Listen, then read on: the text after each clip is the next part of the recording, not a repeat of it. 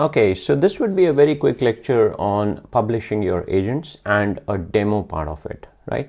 So all you need to do is you need to go to your right project and where you have your agents running, and what you can do is you can pick the right agent. Like in this case, I'm picking my second agent. You might remember the one where we used code interpreter and we actually used the sales data, right? So if you want, you can make some changes as well, and you can just save it, right?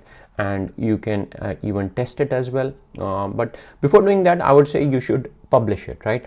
Because we would like to see an endpoint of this agent, and so that we can utilize it outside the Foundry as well, right? That is the aim.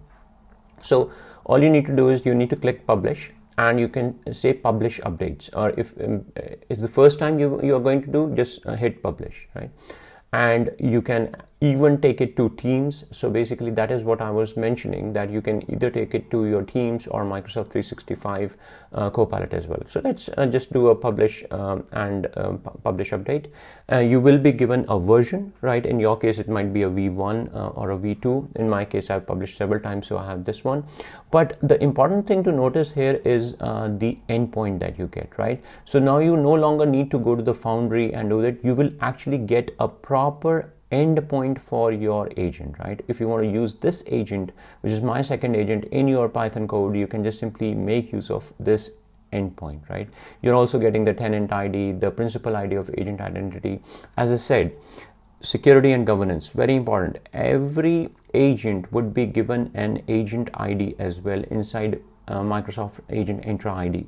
Right? So this is a new thing which is happening, which we call non-human identity. So your agent will be given an identity as well, right?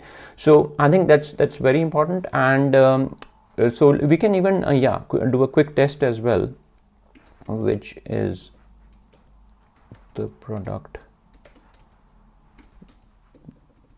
that made maximum sales, right?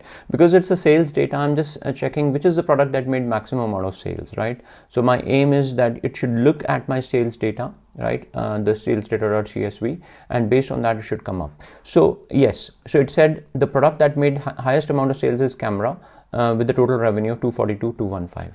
Just keep that in mind, because in the next lecture what we'll do is we will try and use a curl command against this endpoint, because I want to show you guys the benefit of getting an endpoint, and then we should be able to see the same result. So don't go anywhere.